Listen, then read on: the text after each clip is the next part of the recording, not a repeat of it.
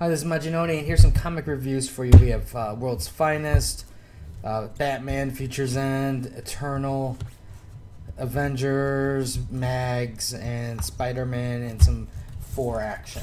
Alright, let's start off with World's Finest. Now, this book kind of corresponds with what's going on in the Future End book. I did not buy Future Ends, but I looked through it and I was like, oh, okay, the Power Girl's fighting Deathstroke. And what do we get here? It's Power Girl fighting Deathstroke. And we have an idea of what's going on inside the prison a little bit. We have an attempted breakout, and overall, let's put it this way. I guess you can say this is an important book in the grand scheme of things, in that it's basically falls into a sequence. But since we have no beginning to what's going on, I don't have the feels, the emotion behind these superheroes being caught. And to me, it's just kind of like jumping into a movie that's half started, and then before you walked into the theater, they told you, oh, don't worry if you missed anything, because this might not even happen. So I kind of just tune everything out, and it's just an okay read. It's nothing great, though.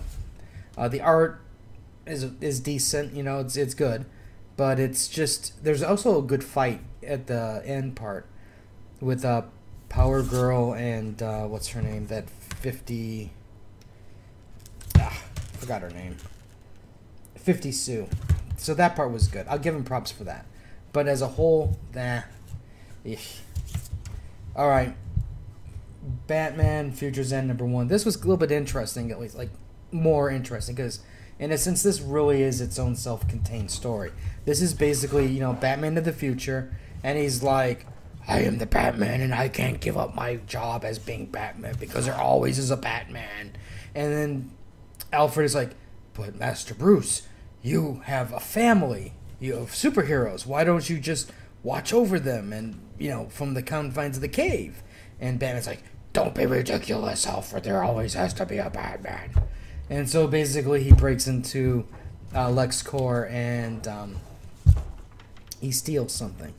And we get to see a Bizarro, and it's this is the other potential controversy, is if you notice the Legion of Superhero L for LexCorp is like, what does that mean? Personally, I swear, if they make Lex Luthor responsible for the Legion of Superheroes, that's just going to be the biggest mistake ever. Just why do you have to retcon it back into Lex Luthor or Batman or Superman or anything like that? Just let them be their own universe. But no, you gotta retcon everything. So my guess is, it wouldn't surprise me, since they're trying to do a Legion of Superheroes fail movie, they're gonna try to tie it in somehow to the main continuity. Now, the ending to this wasn't too bad at all. It was a nice touch to it in terms of what Bruce Wayne was after, and overall, it's not too bad. I kind of enjoyed it, actually. I don't think this was like the great book of the week, but it was certainly enjoyable. And I think as a standalone issue, it's fine to just pick this one up and read. Like, try picking this one up and reading to figure out what's going on. Not going to happen. But this one's not too bad.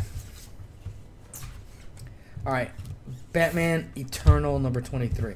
I don't really want to spend too much time on this because there's some spoilage, but let's just put it this way.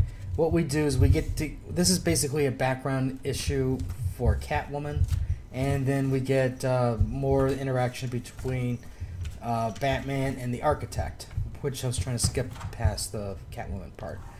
As you can see here, the art is pretty bad at times.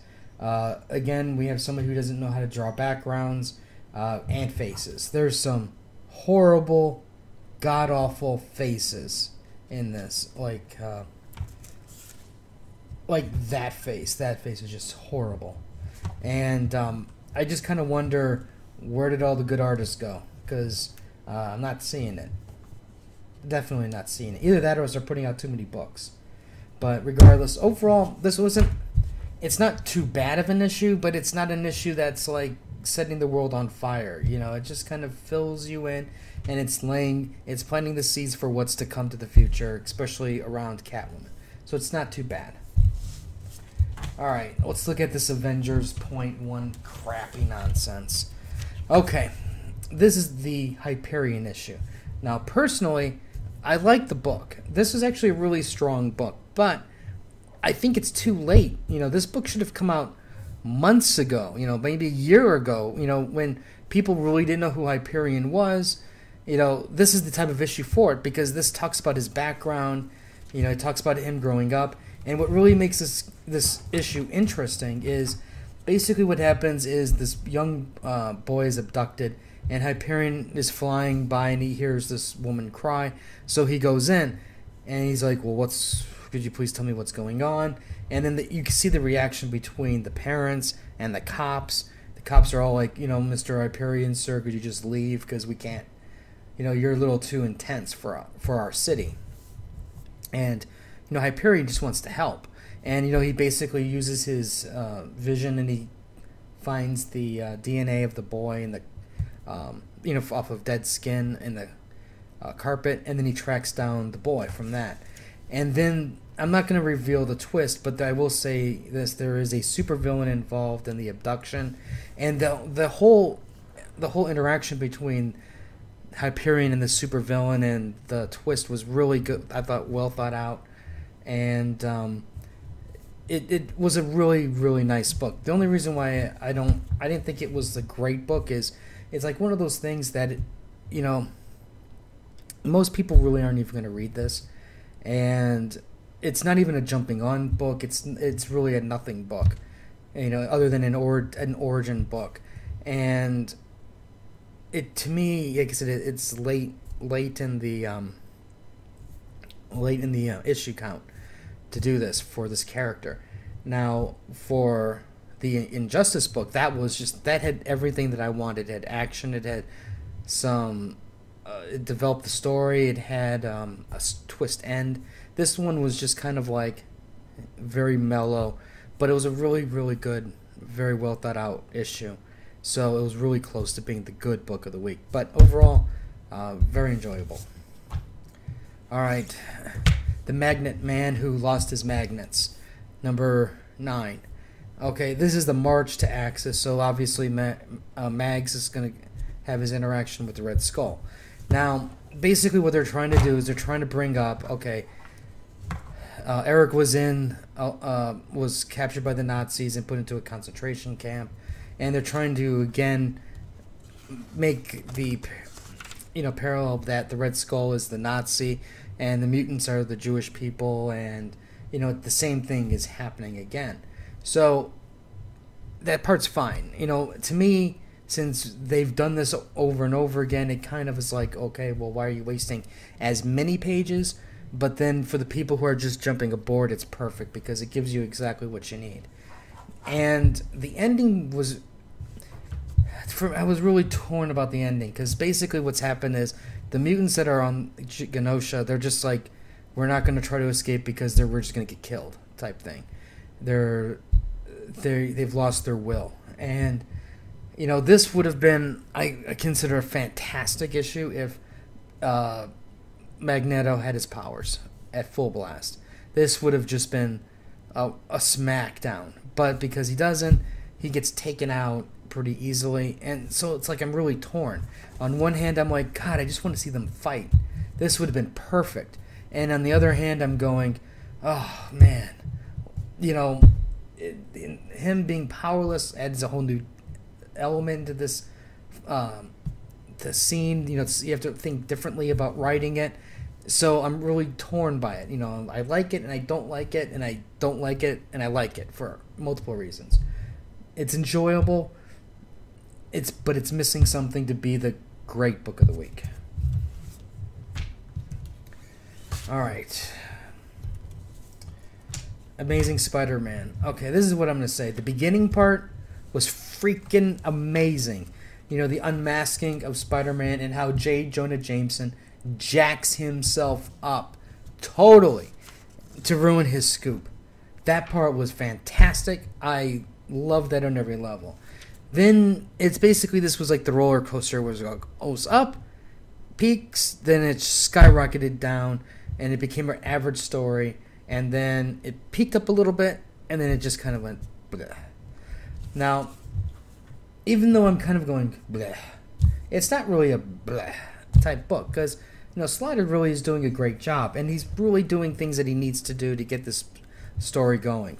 And Ramos is also, I love Ramos illustrating this book, so for me this book is hitting it everywhere. It's just that you can't keep it running on high all the time. You got to bring it down a little bit to develop story and plot, and that's what happens here. It's basically Catwoman's developing her crime syndicate, so to speak.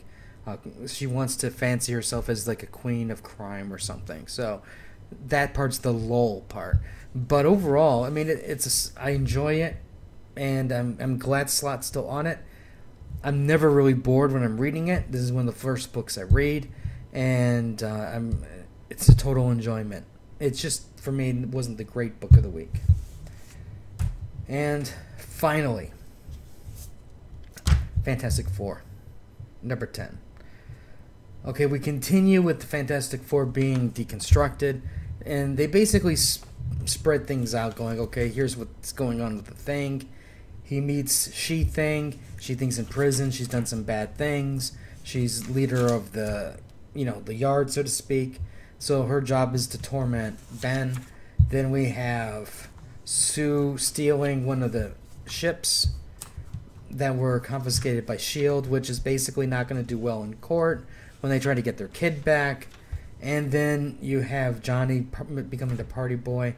And when the Salem 7 decide to attack Chicago, only Reed will answer the call, which makes me wonder, it's like, couldn't you just call the Avengers? It's like, dude, you're not supposed to be doing this. Save it for the Avengers, because you can't take down the Salem 7 and the Wizard. Now, he does call in for some help, so we do get a guest star at the end, but at the same time, I'm going, dude, Avengers. Call the freaking Avengers. Now, overall, I enjoyed it, but this is like one of those slow burn ones. I like it. It's building up story. It's, like I said, it's totally deconstructed the family. And if anything, all these issues are making me want the family to come back and come back strong again. And so it's nice to see that somebody's actually doing something like this. Because, the Fantastic Four, for a while there, had some really bad direction. And it's good to refocus everything and have us want the Fantastic Four again. So anyways, this is my comic reviews for the week. If you have any comments or questions, let me know. Rate the video, like and share. Let me know what you guys bought. What did you guys like? What didn't you like this week? Facebook, Crunchyroll, anime reviews over there. And I'll have more reviews later. So until next time.